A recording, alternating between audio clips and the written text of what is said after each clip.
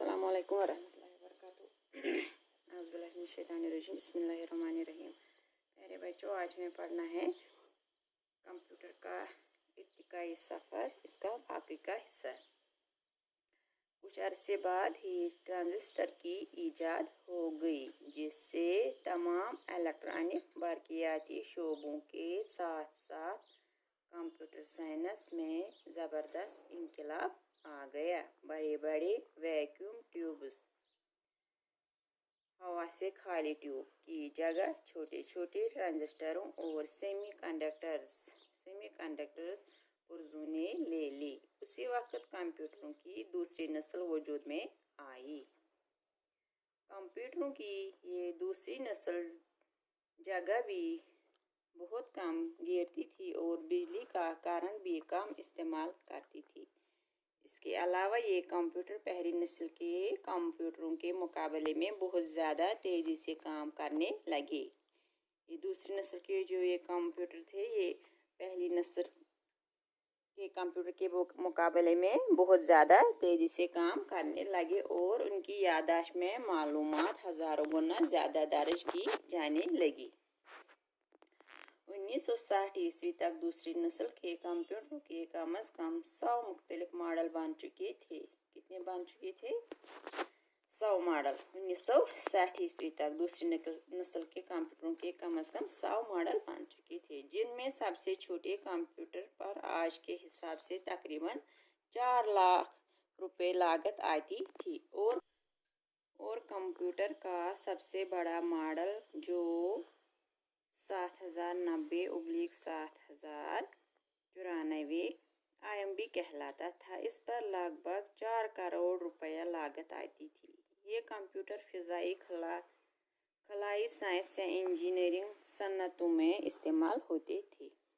कंप्यूटरों की तीसरी नस्ल का इस्तेमाल 1960 ईस्वी से लेकर 1970 ईस्वी तक रहा। कंप्यूटरों की तीसरी नस्ल का इस्तेमाल 1960 ईस्वी से 1970 ईस्वी तक रहा। इसके बाद फोर्थ जनरेशन और फिफ्थ जनरेशन के कंप्यूटर नित नए मॉडलों और साइज में आम होते गए।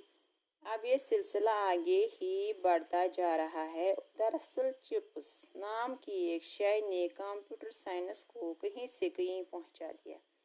चिप्स की कारकर्दगी का अंदाज़ा आप इस मिसाल से लगा सकते हैं कि सिलिकॉन का एक चिप जो साइज में 1 सेंटीमीटर का चौथा होता है, इस पर 64,000 बाइनरी यूनिट की मालूमात रिकॉर्ड की जा सकती है। इन यूनिटों को बिट्स कहा जाता है। चिप्स की ईजाद से कंप्यूटर की याददाश्त का मैदान करीब करीब लामहदूद हो गया है और काम की तेज़ रफ्तारी भी बहुत बढ़ गई है। यानी अब कंप्यूटर के काम करने की रफ्तार 1 सेकंड के लाखवें और करोड़वें हिस्सा तक पहुंच चुकी है। आजकल कंप्यूटरों के नए नए मॉडल इतनी तादाद में बनते जा रहे हैं कि शुमार करना मुश्किल हो गया है।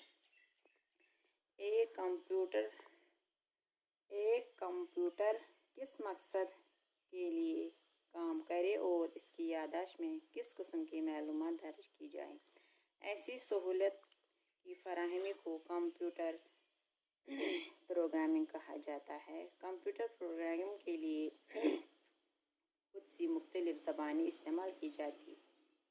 इस सिलसिले में 1940 ईस्वी से अब तक सैकड़ों हज़ारों ज़बानें बनाकर तजुर्बात किए गए, लेकिन अब सिर्फ चंद अहम और बामकसद ज़बानें ही कंप्यूटर की प्रोग्रामिंग में इस्तेमाल होती हैं। कुछ कहा नहीं जा सकता कि तरक्की के तेज़ रफ्तार मराहिल तय करते हुए desktop, laptop, palm top, iPad और टैबलेट वगैरह जैसी सूरतें पाने के बाद अब मुस्तकबिल में कंप्यूटर की शक्ल व सूरत क्या हो गई। फिलवक्त एक इंसान की निजी व इनफरादी और समाजी व इज्तिमाई ज़िंदगी का कोई गोशा ऐसा नहीं है जिसमें कंप्यूटर की कारफरमाई न